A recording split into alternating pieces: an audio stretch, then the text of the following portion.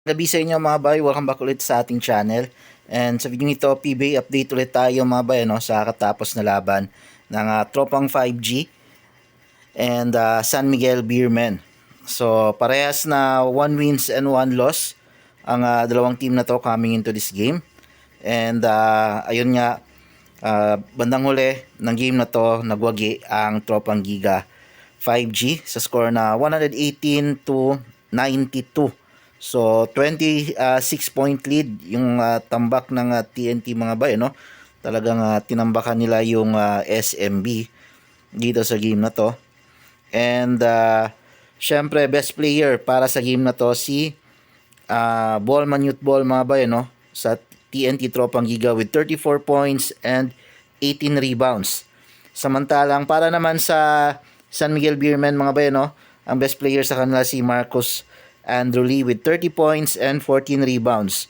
So eto yung sa lahat ng game nitong si Marcus Lee mga bay, no? Eto yung masasabi nating best game niya with 30 points and 14 rebounds. Talagang nag-perform siya ng mabuti dito sa game na to kasi nga alam naman natin na may balita na meron ng reserve import itong SMB.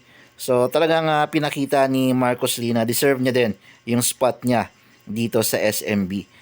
Yun nga lang, medyo hindi nila talaga kinaya itong si Bol mga bayan, no? Especially si Junmar Fajardo. Yung matchup niya ni Bol talagang inabangan ng mga fans yon. Although nagtala ng 15 points si JMF mga bayan, no? With 20 rebounds. Actually, mas marami pa siyang rebound kaysa kay Bol kung tutuusin. Pero yun nga, hirap talaga siya kay Bol. Talagang kinain ng buo ni Bol itong si Fajardo every time na maghaharap siya sa ilalim, ano. Talagang hirap na hirap. Walang panapat yung SMB dito kay Bol mga bay, no. First quarter pa lang maaga nang tinambakan ng TNT yung SMB with 19-0 run nila. So ayun nga, hindi na naka-recover yung SMB after nung onslaught na ginawa ng TNT sa first quarter pa lang. And isa pa sa good news dito mga bay, no, finally nagpa-interview na rin itong si Bol mga bay, no, sa kanyang best player of the game.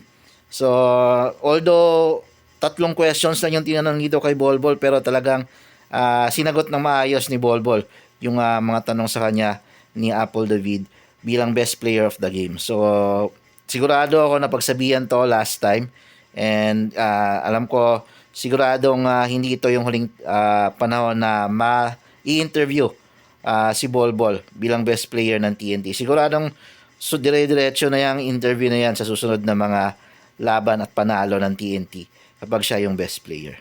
Okay? So, sa SMB, sa tingin ko mukhang papalitan siguro. Oras na siguro para palitan nila si Marcus Lee, ano? Kasi on standby naman yung kanilang bagong import na si Justin Patton.